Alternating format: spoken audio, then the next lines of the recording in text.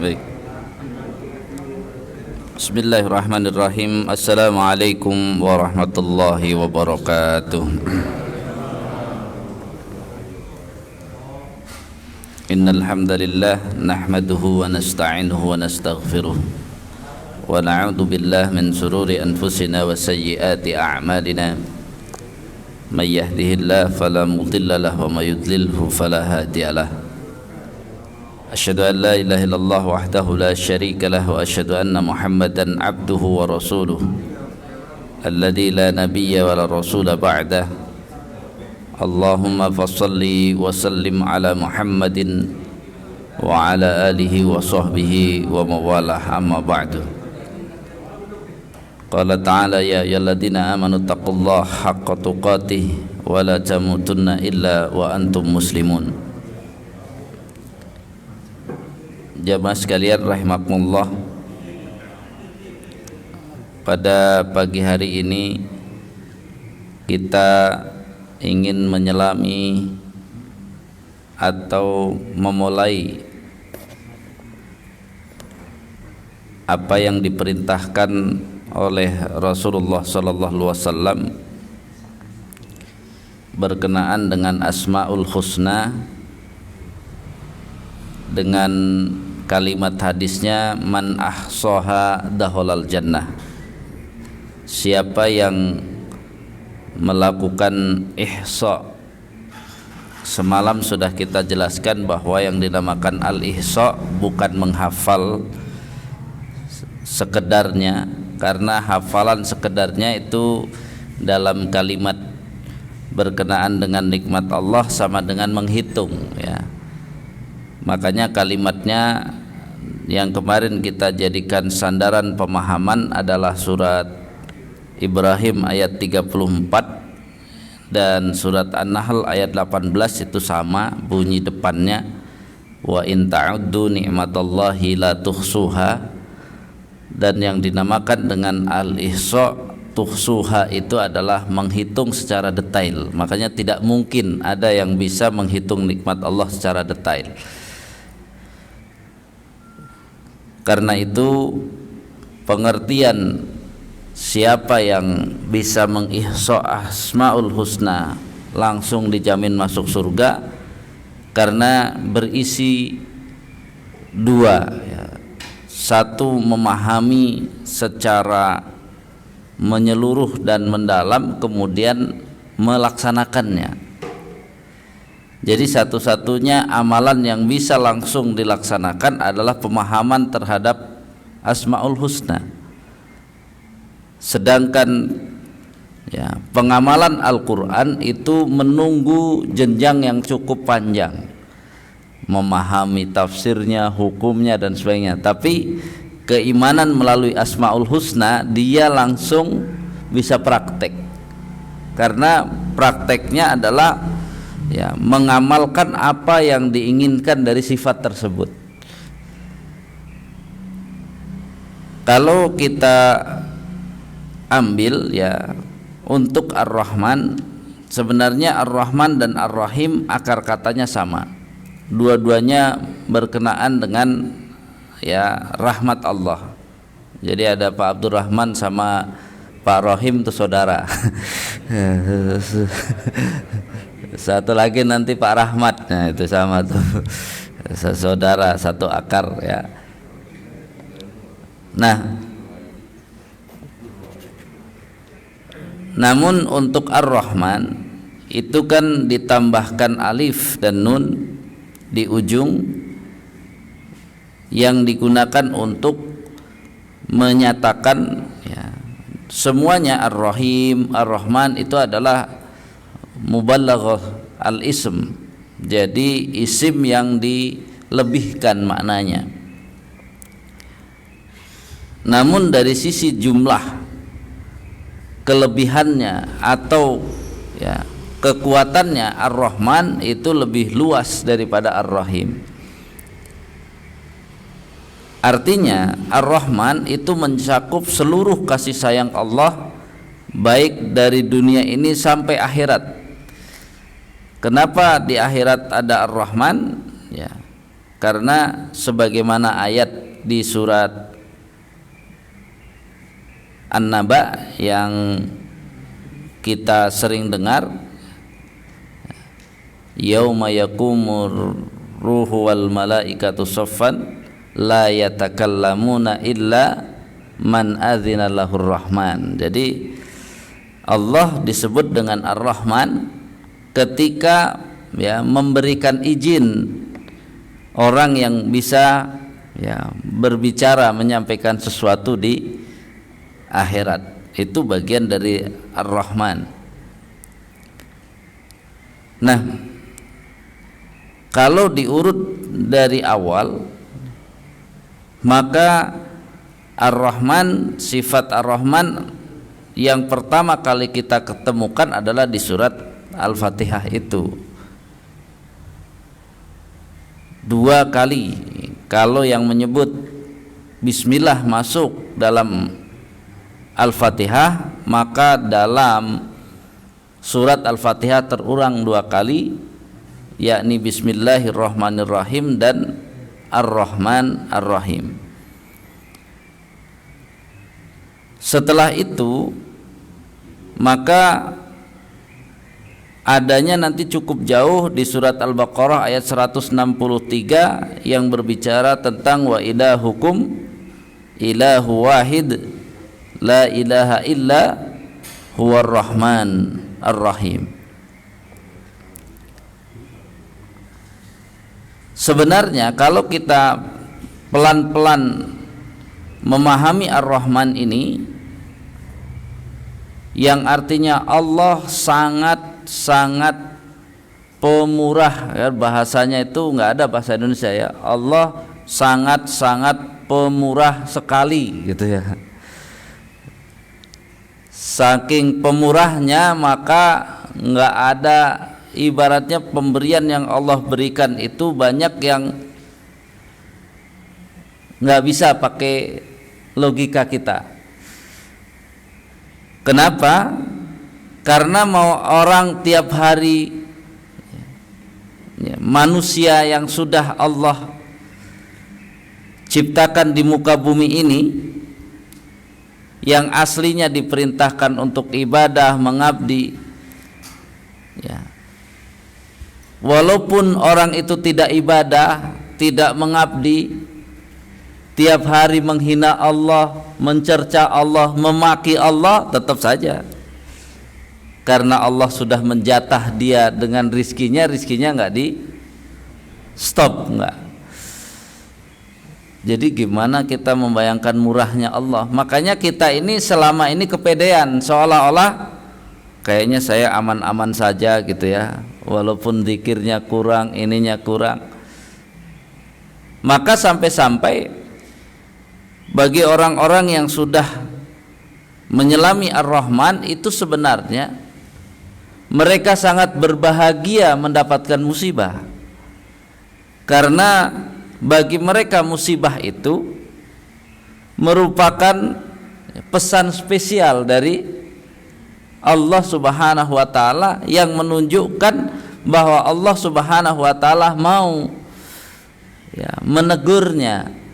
Allah Subhanahu wa taala mau mengingatkannya di antara manusia yang sekian banyaknya yang Allah tidak ingatkan, karena memang Maha Pemurah Allah. Sehingga kehati-hatian kita ya, dalam kehidupan sehari-hari kita memang belum sehati-hati para sahabat Nabi yang selalu sebelum tidurnya itu menghitung apa yang dilakukannya setiap harinya, bukan sekedar melihat dosa apa yang diperbuat, tapi mereka selalu juga menghitung apa sebenarnya ibadah yang dilakukan setiap harinya. Bahkan saking kenalnya para sahabat Nabi dengan Ar-Rahman sampai mereka berani melihat seperti apa ibadah yang dilakukan oleh dirinya hari itu. Wajar gitu ya. Sahabat Nabi ada yang ya beristighfar sebanyak-banyaknya.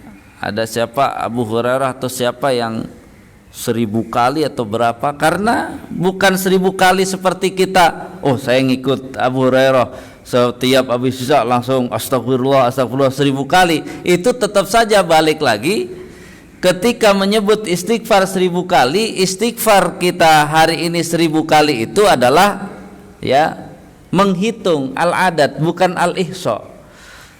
Sedangkan istighfar sahabat itu istighfar sambil apa? Benar-benar mohon ampun.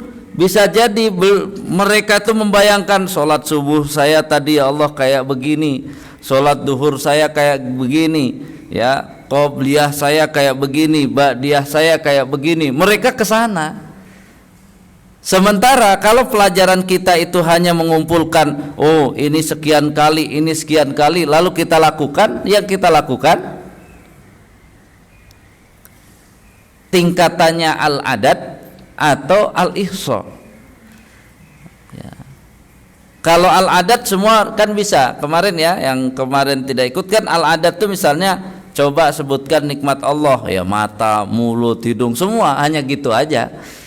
Sedangkan ya tadi perpaduan al-ihsa itu adalah seorang dokter mata yang mengerti tentang ya nikmat mata ini sampai dalam-dalamnya, lalu dia menggunakan fungsi mata itu sesuai dengan apa yang diperintahkan Allah dan Rasulnya. Itu al-ihsa. Artinya kalau saat ini dokter mata, profesor mata, tapi dia tidak menggunakan mata itu untuk mendapatkan pahala, untuk kebaikan, dia belum al-ihsa. Padahal pengetahuannya tentang mata sudah menuju ke sana, al-ihsa. Tapi fungsi dari dia mengerti kesempurnaan mata itu tetap, apakah matanya digunakan untuk beribadah atau matanya digunakan untuk bermaksiat. Karena itu la ilaha illallah itu yang sering disebutkan di mana-mana kan diawali dengan kalimat fa'lam annahu la ilaha illallah. Sebenarnya fa'lamnya itu kuncinya. Apa yang sudah engkau ketahui ilmunya tentang la ilaha illallah. Kita terjebak pada yang penting la ilaha illallah, mau saya tahu atau tidak tahu, fa'lamnya dibuang, sisanya la ilaha illallah, la ilaha illallah nggak pakai fa'lam, akhirnya ya tidak ada bobot. Walaupun secara zikir dia akan bernilai, tapi maksud dari la ilaha illallah yang disebut itu adalah membawa, menggiring kepada dirinya untuk hidup seperti makna dari la ilaha illallah tersebut. Kemudian setelah itu Ar-Rahman dalam Al-Quran juga baru disebut kembali dalam surat Ar-Ra'd, surat 30, surat 13 ayat 30. Nah, kalau kita lihat ya, wa kadzalika arsalnaka fi ummatin qad khalat min qabliha umamun. Nah, berarti sudah tua nih, nggak kelihatan. Harus yang besar. Kacamatanya nggak dibawa lagi. Padahal sudah dikasih sama Pak Raymond. Iya. Kadzalika arsalnaka fi ummatin qad khalat min qabliha umamun ya la tatluwa alaihimul ladzi auhayna ilaika wa hum yakfuruna birrahman qul huwa rabbi la ilaha illa huwa alaihi tawakkaltu wa ilaihi matab. Jadi kalau disebutkan Ar-Rahman bagi orang yang sudah mulai memahami tentang Ar-Rahman, itu konsekuensinya adalah huwa rabbi la ilaha illahu. Jadi penyebutan Ar-Rahman itu sudah menunjukkan kalau dia menjadikan Allah Ar-Rahman, maka orang ini sudah melaksanakan perintah Allah. Jadi orang-orang yang tidak melaksanakan perintah Allah sebenarnya orang-orang yang tidak melakukan ibadah-ibadah sebenarnya dia belum menjadikan Allah sebagai Ar-Rahman dari pengertian orang yang beriman. Kenapa? Karena orang kafir itu menganggap Allah sebagai pencipta, sebagai pemberi semuanya, tapi mereka tidak melaksanakan ibadah. Maka mereka tidak disebut beriman dengan Ar-Rahman. Karena konsekuensi Ar-Rahman adalah la ilaha illa huwa alaihi tawakkaltu.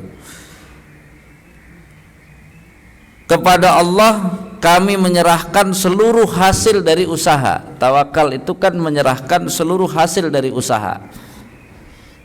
Kemudian wa ilaihi matab, bahwa kepada Allah ini adalah tempat bertobat. Jadi penyebutan Ar-Rahman bagi orang yang beriman, ini bagi kita, ini konsekuensi Ar-Rahman bagi kita itu berisi tentang usaha untuk melakukan ibadah sebaik-baiknya, kemudian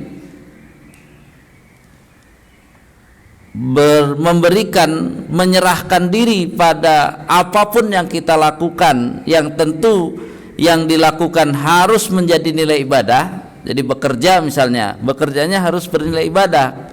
Maka ketika bicara bekerja bernilai ibadah, dia kan harus mengerti, fa'lam, ketahuilah seperti apa itu bekerja yang bernilai ibadah. Setelah itu ada proses lanjutannya. Setelah dia melakukan usaha, maka ada tawakal. Tawakal itu adalah menerima secara sukarela hasil apapun yang Allah tetapkan. Itu tawakal. Jadi baru kemudian wa ilaihi matab, ternyata orang-orang yang menjadikan Allah sebagai Ar-Rahman adalah orang-orang yang menjadikan Allah tempat untuk bertobat. Jadi makna Ar-Rahman itu sangat bagi orang beriman gitu. Kalau bagi orang kafir Ar-Rahman Allah ya tadi suka nantang-nantang pakai video, mana saya walaupun tiap hari mencerca Allah bisnis saya lancar saja. Nah itu model orang kafir itu. Sedangkan model orang beriman maka malah apa? Waduh, saya ibadahnya kacau, kenapa rizki saya lancar saja, bahaya nih. Itu dibalik malahan. Saya nggak ingat Allah, kenapa hasilnya banyak? Itu menjadi bahan evaluasi bagi dia, bukan malah apa? Dibalik cara pikirnya, kayaknya saya Allah ridho deh dengan saya gitu ya. Semuanya lancar padahal ibadahnya ngaco, bangun malam nggak mau gitu ya, baca Quran ogah semuanya, tapi apa, semuanya lancar, dia malah kayaknya Allah ridho dengan saya, kan kacau. Itu ilmu dia tentang Ar-Rahman bermasalah. Jadi kepekaan hati kita itu bagian dari rahmat Allah, Ar-Rahman. Ada ayat Al-Quran dibaca lalu kita bisa menangkap pesannya. Ada Al-Quran dibaca, kita bisa, hati kita terdetak, ini kok sepertinya mengingatkan, itu Ar-Rahman. Fungsi hati kita sudah mulai nyambung dengan makna Ar-Rahman bagi orang yang beriman. Kalau makna Ar-Rahman bagi orang kafir nggak usah dipelajari, kita ini udah bisa kalau makna Ar-Rahman orang kafir. Kita usaha nih di dunia terus bisnis maju, ini maju semuanya, habis itu karena hidupnya enak tinggal melakukan apa happy berarti karena Allah alhamdulillah lah diberi keselamatan katanya oleh Allah. Selamat dalam apa? Karena makna selamat itu adalah Rabbana atina fid dunya hasanah wa fil akhirati hasanah wa qina adzabannar. Itu selamat bagi orang beriman. Kalau selamat biasa ya udah, bisnis lancar, anak sekolah lancar, semuanya lancar, nggak ada apa-apa, itu selamat. Tapi bagi orang kafir sama kayak gitu selamatnya. Apakah hidup kita ukurannya sama dengan orang kafir sementara kita mengaku bersahadat kepada Allah Subhanahu wa taala? Jadi makna Ar-Rahman dalam surat Ar-Ra'd menunjukkan bahwa kita harus meningkatkan kepekaan hati kita. Jangan malah dibalik, kebalikan, kita jadi mirip orang kafir karena bisnis kita sukses, ini sukses berarti Allah ridho. Nggak bisa begitu. Ketika semuanya sukses, maka belajarlah bagaimana para sahabat itu sukses, karena kesuksesan dunia yang Allah berikan akan memberikan dorongan kepada para sahabat Nabi untuk beribadah yang melebihi dari kawan-kawannya yang mungkin diberikan hanya sedikit. Maka kalau bicara Ar-Rahman bagi orang yang beriman itu makin enak hidupnya, maka dia akan makin serius dalam melaksanakan ibadah-ibadah di hadapan Allah, makin serius untuk belajar konsekuensi-konsekuensi apa yang harus dia lakukan atas kemurahan Allah memberikan segala sesuatu kepadanya. Maka posisi kita menjadi belum aman ketika ibadah kita sama dengan rekan-rekan kita, tapi nikmat yang Allah berikan kepada kita lebih besar. Itu posisinya tidak aman. Karena Ar-Rahman Allah yang dia ambil baru Ar-Rahman yang sebenarnya tidak dia fahami. Dia menjadikan Allah hanya posisinya seperti orang kafir menjadikan posisi Allah. Jadi Ar-Rahman bagi orang yang beriman berefek pada perbandingan antara nikmat yang diterima, itu konsekuensinya adalah pengabdian kepada Allahnya harus makin meningkat. Sementara Ar-Rahman tidak ada pada orang kafir, karena orang kafir begitu diberikan kenikmatan yang lebih, dia sibuk happy dengan kenikmatannya, boro-boro ingat Allah. Kalau orang mukmin sama seperti itu, berarti level pengetahuannya tentang Allah masih selevel dengan orang kafir, masih selevel dengan orang musyrik. Maka akhirnya apa? Bacaan sholatnya, bacaan Qur'annya, efeknya berarti belum bisa mempengaruhinya. Sebulan dia berpuasa Ramadan belum mempengaruhi apa-apa. Karena apa? Minimnya pengetahuannya tentang Allah, khususnya dari sifat Ar-Rahman, belum dia transfer semuanya. Baru kemudian cukup banyak kalimat Ar-Rahman yang Allah gunakan dalam surat Maryam. Ya. Sehingga surat Maryam perlu, ya ini PR-nya, surat Maryam perlu ditadaburi secara khusus berkenaan dengan khususnya surat Maryam itu. Kalau ya peristiwa-peristiwa Maryam itu kan peristiwa menjadikan Allah segalanya, bahkan konsekuensi yang sangat pahit itu karena sudah kenal Allah itu siap. Bayangkan Maryam itu, ya fitnahnya Maryam, peristiwa Nabi Isa dan Maryam yang akan kena fitnah besar siapa saja? Ya, satu Maryamnya sendiri. Yang kedua pasti siapa? Nabi Zakaria. Orang-orang di luar sana pasti menuduh yang apa? Yang menghamili Maryam pasti dituduhkan kepada Nabi Zakaria juga termasuk. Ya. Kenapa bukannya Nabi Zakaria mandul? Ternyata Nabi Zakaria habis itu dikasih anak juga. Oh, tambah kuat bagi orang yang hasud dengki bahwa apa? Bener kan tuh? Ternyata Nabi Zakaria punya anak juga kan.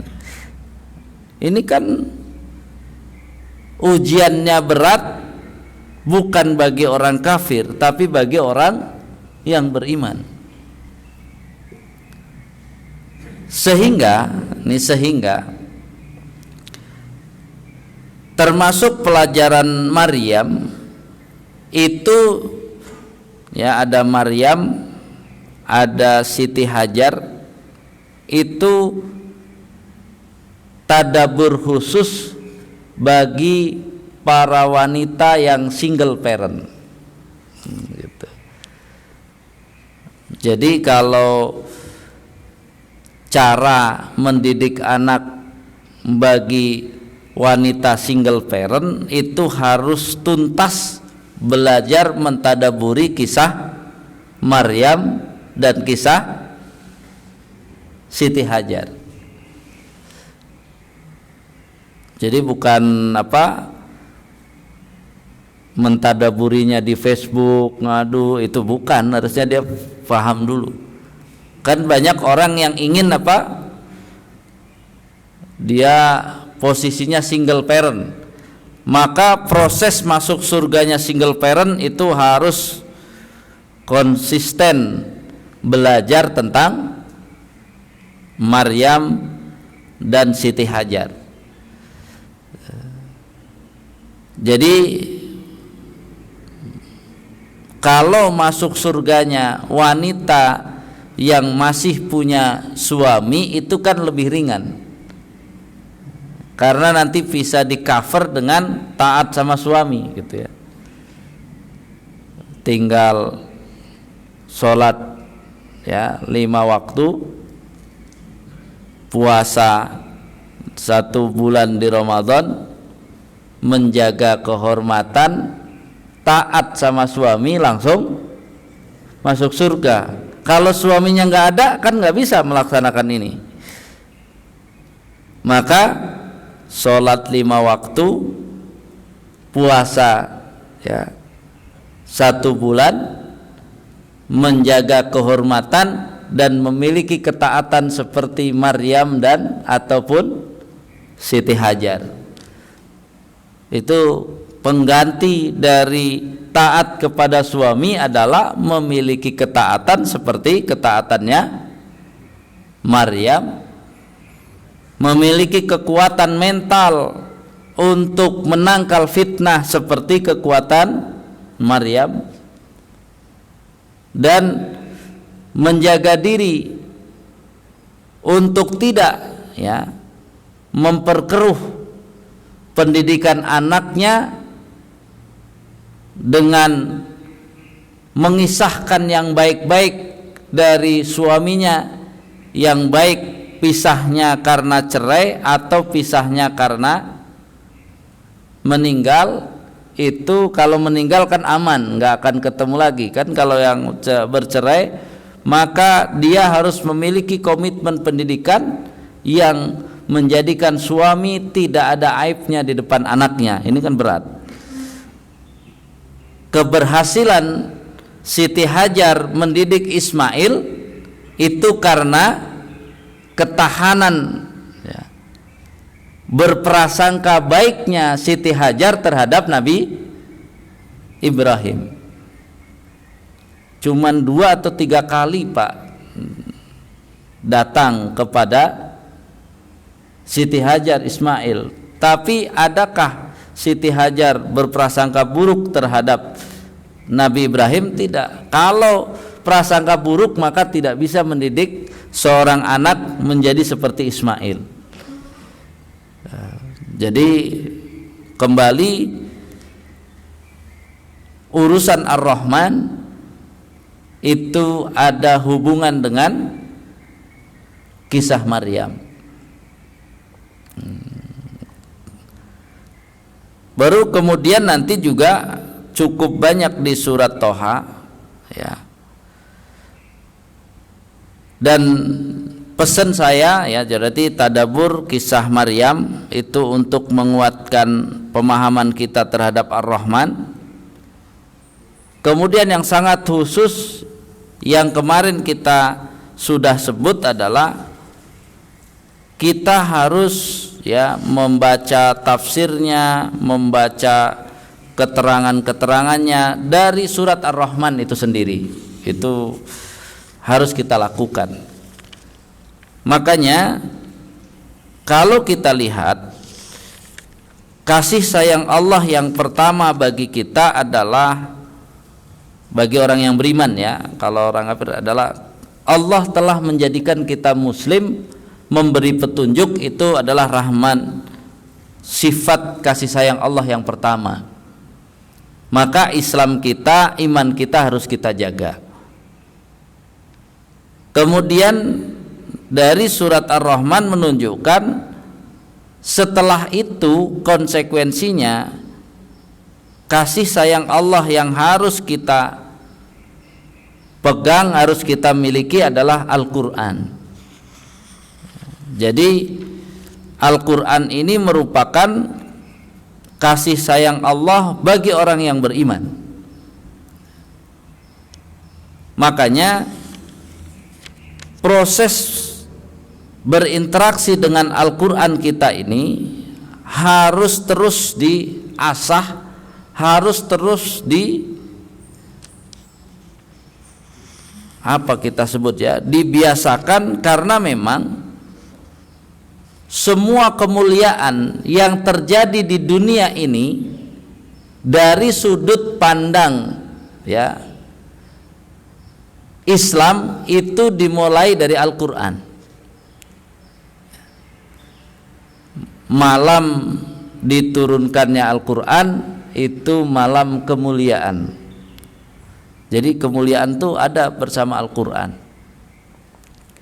Malaikat yang paling mulia adalah malaikat Jibril yang menyampaikan Al-Quran kepada Rasulullah Sallallahu Alaihi Wasallam. Rasul yang paling mulia adalah Rasulullah Muhammad Sallallahu Alaihi Wasallam, karena memang kepada beliaulah, hati beliaulah diturunkan Al-Quran. Jadi fungsi besar kita dari Al-Quran itu, Pak, yang kita lihat bukan lisan kita, tapi yang kita lihat adalah hati, karena aslinya Al-Quran Allah turunkan kepada Rasulullah itu adalah ala qalbik, kepada hatimu. Maka Al-Quran ini yang kita baca, santri-santri yang dihafal itu yang harus ditanyakan adalah seberapa besar Al-Quran itu mempengaruhi hati. Makanya kan hati-hati di akhir zaman, banyak bacaan Al-Quran tuh hanya sampai ke tenggorokan. Kalau cuman sampai ke tenggorokan, padahal Al-Quran itu fungsinya bukan di tenggorokan, tapi fungsinya adalah mempengaruhi hati. Jadi bagi orang-orang kafir hari ini kan banyak Al-Quran itu cuman untuk akalnya, ya bisa Al-Quran untuk akalnya, tapi yang dimaksud pertama kali Al-Quran itu harus mempengaruhi hati, sehingga nanti ilmu yang didapat itu menguatkan hatinya. Jadi banyak PR yang harus dikerjakan oleh jamaah adalah tadi, sediakan waktu di rumah. Kalau nggak di rumah mungkin di masjid ini ada ya tafsir dari surat Ar-Rahman dibaca. Kalau tidak paham ya ditanyakan. Karena bagi orang yang ya belum mentadaburi Al-Quran, itu menganggap fabi ayyi ala'i rabbikuma tukadziban itu kira-kira diulang-ulang atau tidak diulang-ulang. Ya, coba nih kepada jemaah, fabi ayyi ala'i rabbikuma tukadziban itu diulang-ulang atau tidak diulang-ulang?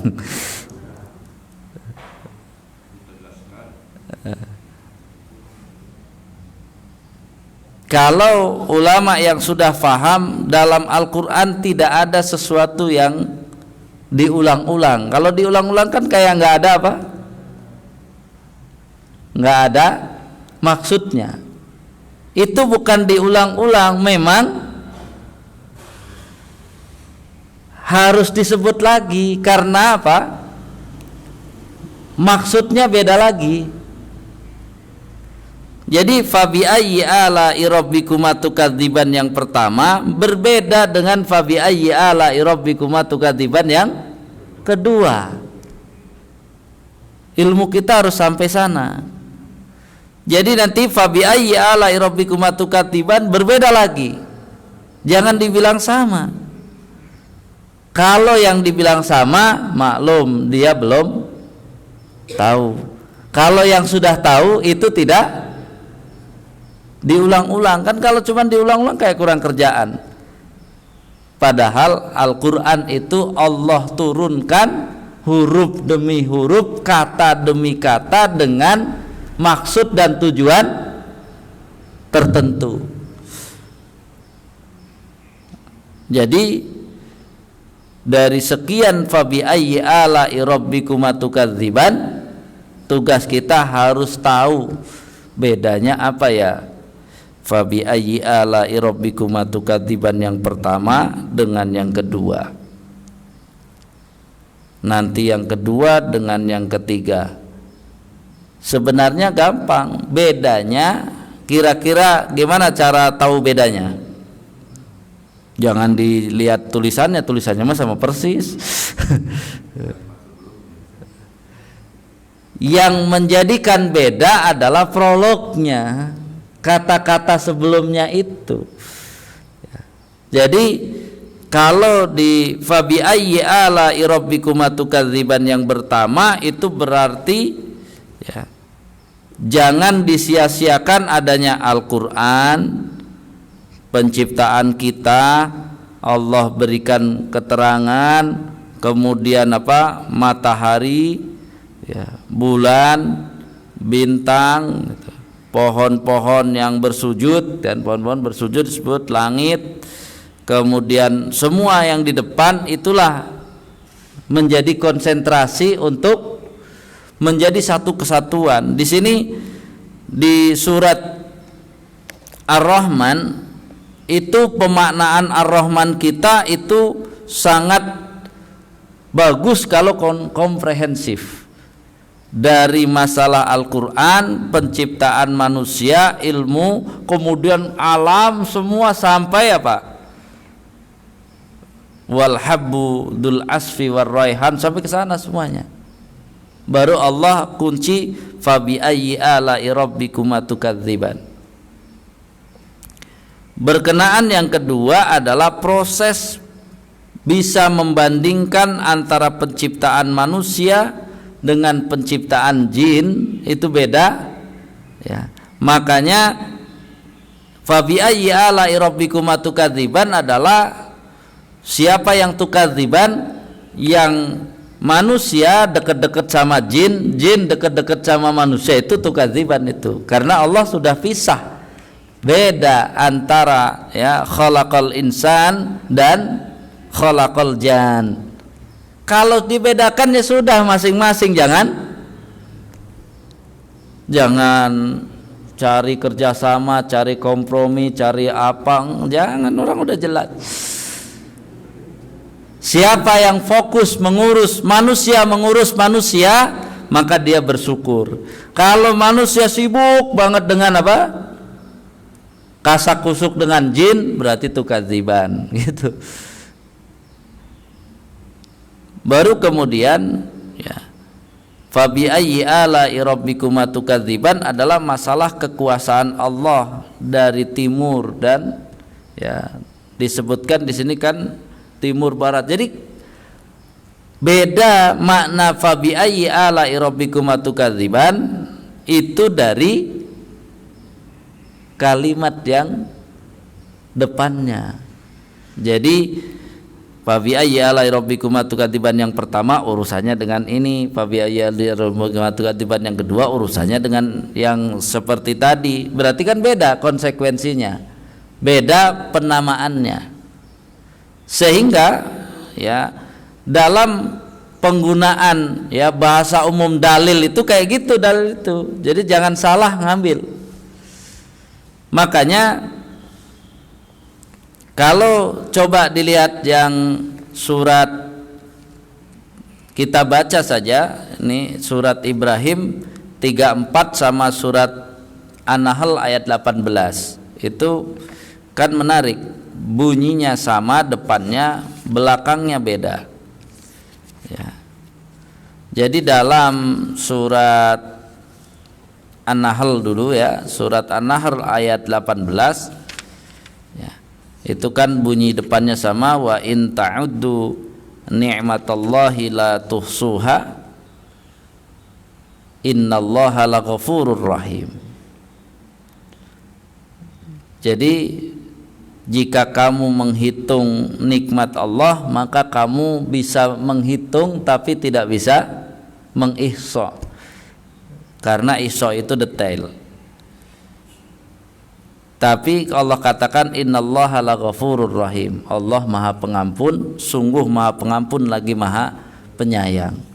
Artinya seseorang bisa mengihsa 1-2 nikmat lalu dia sadari sebenarnya sudah cukup untuk bekal dia mendapatkan ampunan Allah. Tapi jangan sampai apa? Sama sekali tidak mengihsa ya. Nah, sedangkan surat Ibrahim ya, ayat 34 itu bunyi ujungnya yang dibicarakan adalah manusianya ya. Wa in ta'uddu ni'matallahi la tuhsuha innal insana la zalumun kafar ya. Jadi diawali dari wa atakum min kulli ma sa'altumu ya, Allah akan memberikan kepadamu segala yang kamu minta ya. Dan jika kamu ya menghitung nikmat Allah, la tuhsuha innal insana ladzalumun kafar. Karena surat Ibrahim adalah penegasan tentang uluhiyah, sehingga yang ditekan adalah manusia. Maksud dari innal insana ladzalumun kafar yang tadi saya sebut, bahwa nikmat itu, permintaan yang Allah berikan itu harus mengandung konsekuensi makin lebih. Jadi kalau kita diberikan oleh Allah lebih nikmat, harusnya ibadah kita lebih. Kalau ibadah kita tidak lebih, maka la dzalumun. Kita berarti setelah berlaku zalim kepada diri kita sendiri ya kafar, bisa akhirnya dianggap mengingkari nikmat. Ibaratnya kalau orang pas-pasan cukup dengan sholat 5 waktu, nggak perlu yang sunnah-sunnah. Kalau Allah berikan kepada kita bukan pas-pasan, ya harus ditambah yang sunnah gitu ya. Orang yang nikmatnya kurang bisa melaksanakan kewajiban 5 waktu, wow, surganya langsung, orang dia kurang. Tapi orang yang lebih nggak bisa. Kita harus bisa menghitung apa? Poin itu. Jadi itu namanya sudah menggunakan jurus ihsa. Jadi bukan jurus ya al-adat. Al-adat kan main hitung doang. Jadi tidak tahu perinciannya. Nah, jamaah sekalian rahimakumullah, tentu 1 jam, 2 jam kita tidak bisa memahamkan diri kita kepada Ar-Rahman. Makanya PR-PR tadi tekuni ya, surat Ar-Rahman biasanya jamaah banyak yang menghafalkannya, itu bagus, tinggal apa? Baca tafsirnya, karena itu salah satu makna yang cukup lengkap dari makna Ar-Rahman Allah. Di sini dari sisi Al-Qur'an, penciptaan dan seluruhnya. Jadi makin kita mau mengambil pelajaran dari Al-Qur'an, maka rahman Allah makin kita dapatkan. Selanjutnya, di samping Al-Qur'an, rahman Allah, kepemurahan Allah kepada kita adalah diturunkannya Nabi. Maka jangan lupa untuk mendapatkan rahman Allah itu kita belajar mempelajari Nabi sampai ketika Nabi di satu titik kita berusaha. Jangan seperti orang-orang zaman sekarang, itu kan Nabi, kita kan bukan Nabi. Itu salah besar. Dia nggak paham rahman Allah itu. Rahman Allah dengan menurunkan Nabi, yang Nabi itu layak untuk diteladani, untuk dicontoh dan ditiru. Maksudnya biar kita apa? Niru. Niru pelan-pelan, niru semampu kita terus saja. Karena apa? Itu kepemurahan Allah. Kan nggak mungkin kita mau mengamalkan Al-Quran ini ngarang sendiri, Pak. Kan capek, kita harus bikin konsep satu itu, nanti ya diuji 1, uji 2, uji 3, kapan selesainya? Makanya biar gampang, Allah sudah kasih modelnya, tinggal kamu mau sekuat apa mencontoh modelnya. Dari nilai 10 itu kamu mungkin 1, 2, 3 ya nggak apa-apa, yang penting berproses, jangan berhenti. Ya, itu kasih sayang Allah. Seluruh yang Allah berikan kepada kita di alam ini juga merupakan kepemurahan Allah. Allah sangat maha pemurah. Jadi kasih sayang Allah itu kan seperti telinga kita, kok nggak supersonik gitu ya, bisa apa? Wah, mendengar yang di mana gitu ya, ya nggak bisa tidur nanti. Jadi jangan punya keinginan saya kalau bisa mendengarkan siksa kubur, ya nggak jadi tidur. Jadi itu semuanya yang Allah berikan kepada kita itu mengandung Ar-Rahman Allah. Sehingga jamaah sekalian rahimakumullah, dari ya surat An-Naba yang akhir saja menunjukkan siapakah yang betul-betul beriman dengan Ar-Rahman adalah yang Al-Muttaqin. Itulah yang benar-benar beriman dengan Ar-Rahman, yang Allah berikan kepadanya surga. Sedangkan yang tidak diberikan surga berarti dia sebenarnya tidak faham tentang Rahman Allah. Orang-orang yang kita sebut lalai itu kan dia memandang kepemurahan Allah dengan pandangan orang kafir, sehingga lalai dia. Padahal kalau pandangan Ar-Rahman Allah dengan orang beriman tadi memiliki konsekuensi. Diberikan anak, konsekuensinya harus mendidik, harus mendoakan, harus semuanya dilakukan. Itu dia Ar-Rahman. Tapi punya anak, ya udah biarin aja lah, terserah dia lah. Hidup ini mengalir saja, ya mengalir, tapi tidak melakukan proses pendidikan. Itu kan rekayasa yang dibenarkan oleh Allah. Ya silahkan, diajak, disuruh, di ini silahkan. Ya tarik ulur seperti apa. Yang penting ada proses yang diusahakan oleh orang tua. Itu baru kita mengenal Ar-Rahman dengan pengenalan iman. Jamaah sekalian rahimakumullah, maka wajar para sahabat Nabi itu waktunya, disiplin, nikmat Allah dilaksanakan karena mereka sangat kenal dengan Ar-Rahman. Wallahu a'lam bishawab. Silahkan ada hal-hal yang ditanyakan atau didiskusikan. PR kita banyak, karena dari nikmat sehat saja kita belum serius dengan Ar-Rahman kita. Kita selama ini sehat kita digunakan, ya menggunakan jurus sehatnya orang kafir atau jurus sehatnya orang beriman.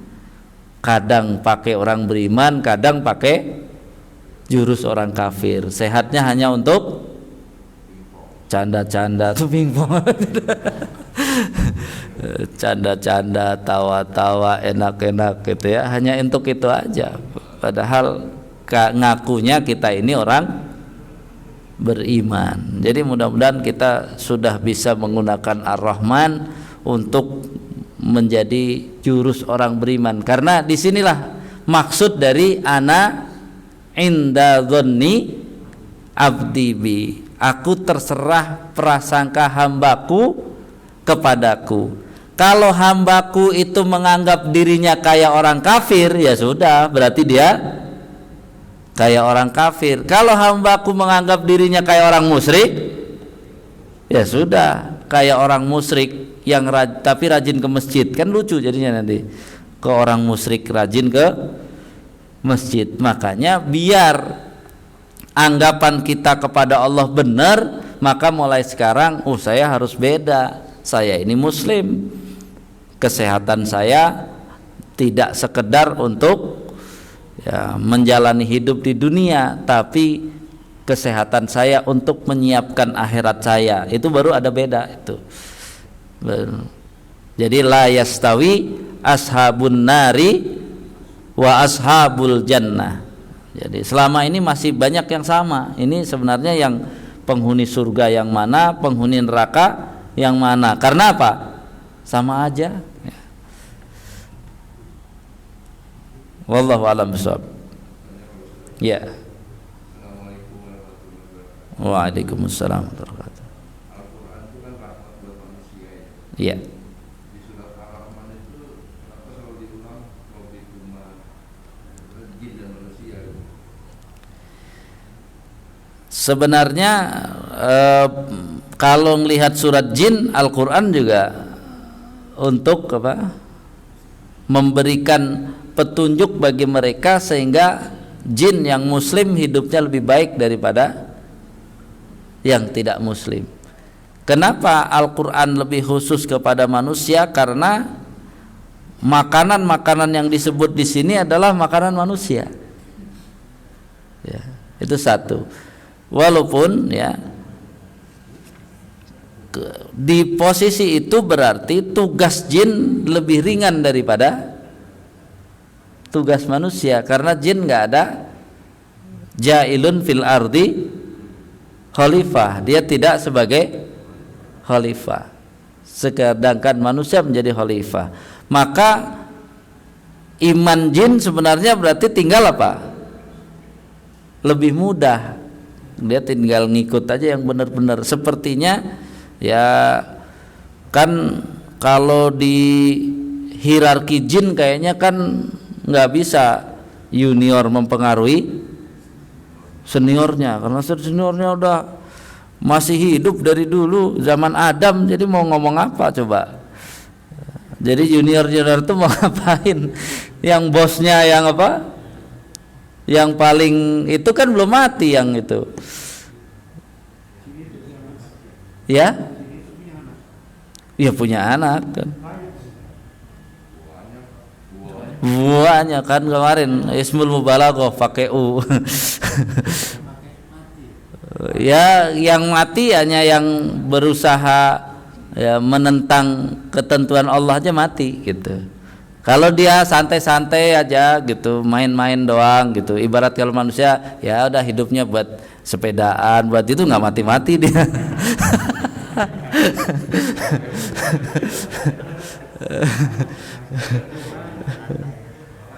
Ya.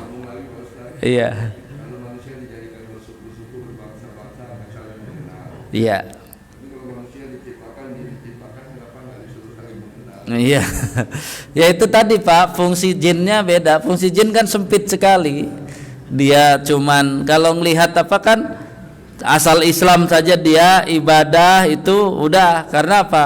Godaan di jin kan lebih berat, orang dedengkotnya ada di situ. Jadi mau ngomong apa udah gak bisa banyak omong, kamu juga baru kemarin sore gitu.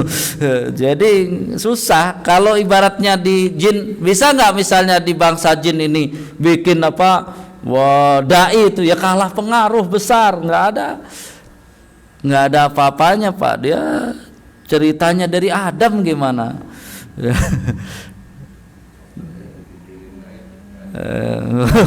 Bangsa jin bikin healing night nggak ada.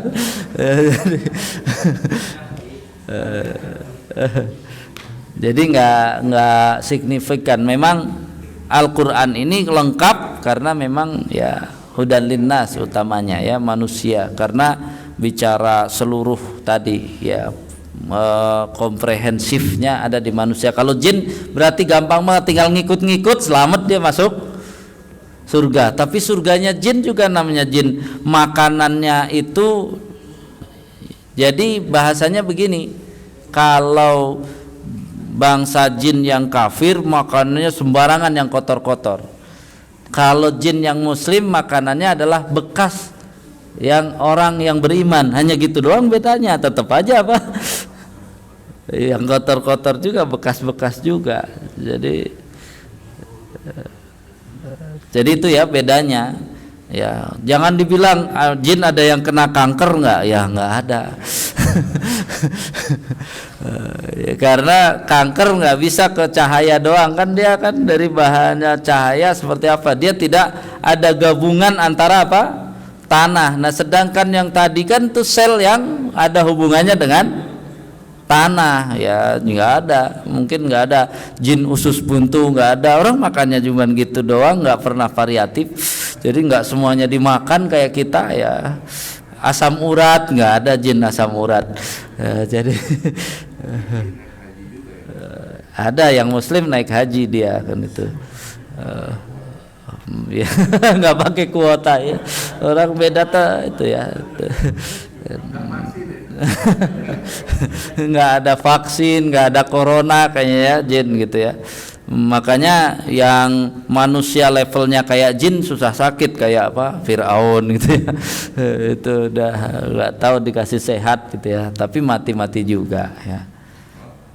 Jadi mudah-mudahan pelan-pelan kita upgrade ya pemaknaan Ar-Rahman bagi kita ternyata menjadi sisi untuk mengevaluasi. Beda orang yang tidak kenal Ar-Rahman adalah orang kafir, seolah-olah dunia ini semuanya adalah fasilitas untuk kesenangan, untuk ya santai-santai, untuk pamer-pamer, takasurun katanya, untuk berbanyak-banyak, kemudian untuk berbangga-bangga sebagaimana yang ada di surat Al-Hadid. Sedangkan orang yang paham Ar-Rahman, lihat Rasulullah dan sahabat, ya semua yang Allah berikan itu merupakan modal untuk menjadikan kehidupan akhiratnya lebih baik. Karena menjadikan kehidupan akhiratnya lebih baik, akhirnya dunianya ini tuntas bagi mereka.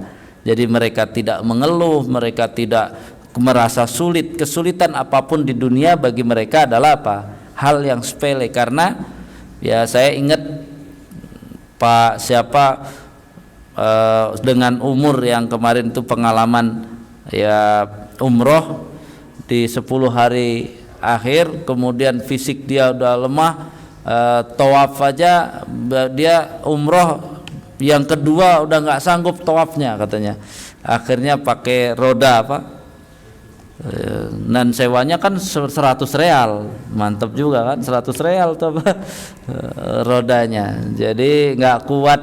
Pas begitu diajak yang ayo umroh lagi yang ketiga, aduh kuat ya, kuat tawafnya nggak kuat sa'inya kan. Dan yang terjadi saat dia semangat itu muncul ketika apa? Ketika mau masuk raudhah ternyata harus lari-lari dan diputer-puter gitu kan, biar apa? Di stop, diputer, stop, puter. Waduh, udah kecapean kata dia. Ini baru mengejar sarananya surga aja udah susah begini, apalagi masuk surganya. Makanya dia semangat. Hanya gara-gara termotivasi pada tadi akhiratnya. Wow, saya nggak boleh nyerah. Ini baru mengejar ya fasilitas agar bisa masuk surga harus dengan sungguh-sungguh. Makanya Ar-Rahman itulah kepekaan kita kepada hal-hal yang berkaitan dengan dunia, lalu kita bisa gunakan konversi untuk akhirat. Itulah Ar-Rahman yang kita sangat ingin miliki bagi kita. Ya Pak Nur ada.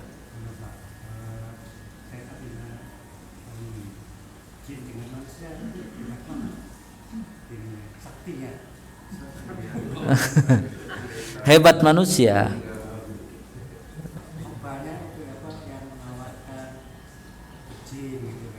Iya, karena dia nggak ngerti karena jin itu sangat rendah. Apa saktinya, orang rumahnya aja nggak pernah berubah, ininya dia nggak punya peradaban. Ibaratnya dari dulu makannya gitu ya. Jadi nggak ada makan yang lebih enak, nggak ada, dia makan ya gitu aja. Ya itu tadi tawarin nggak usah pakai HP bisa komunikasi, cuman gitu doang.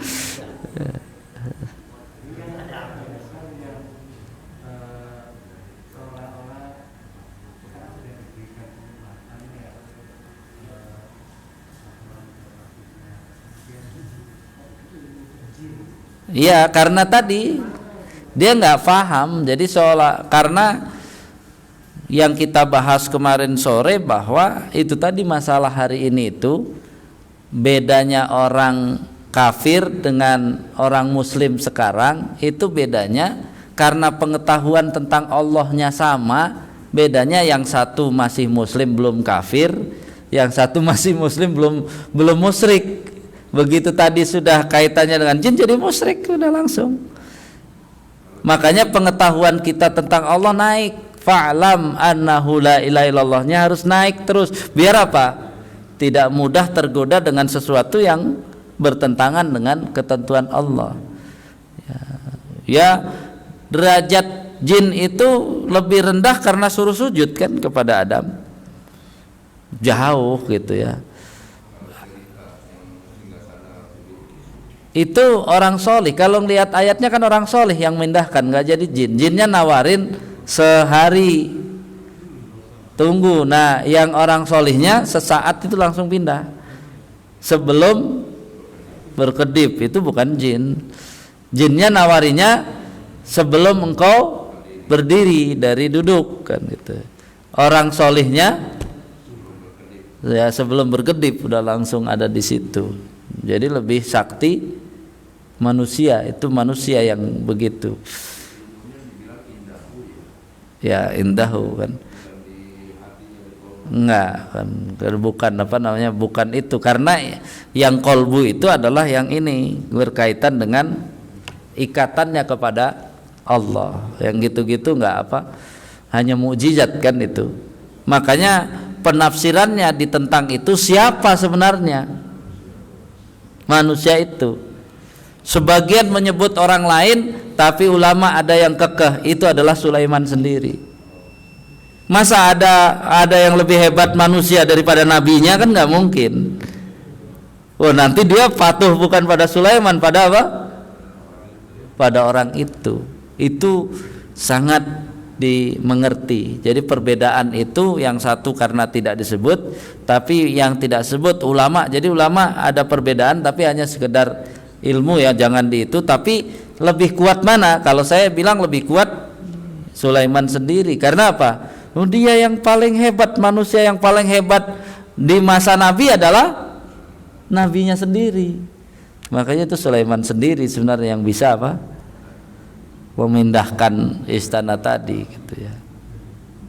Ya, dan itu adalah mukjizat karena indahu tadi.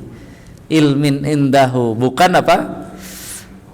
Ya, kalbunya. Kalau kalbu Sulaiman isinya Allah, isinya tadi ya, tidak mengingkari Allah, dia berdakwah, mengajak orang untuk tauhid itu hatinya. Sedangkan tadi ya itu mah cuman aksesoris.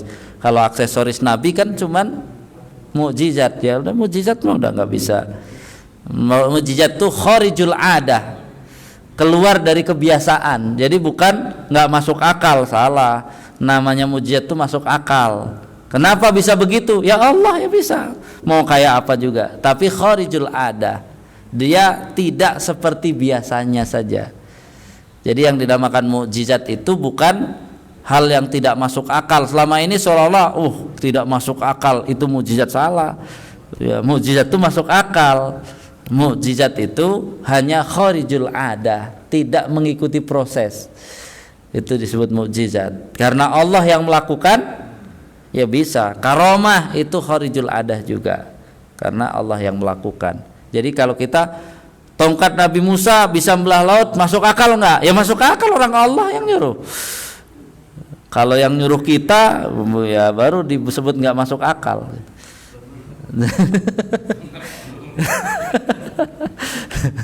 Ya, demikian mudah-mudahan Allah memberikan kepada diri kita untuk memahami asma-Nya, dan dengan asma-Nya itu menguatkan ibadah kita sehingga iman kita makin kuat. Subhanaka Allahumma wa bihamdika asyhadu an la ilaha illa anta astaghfiruka wa atubu ilaik. Assalamualaikum warahmatullahi wabarakatuh.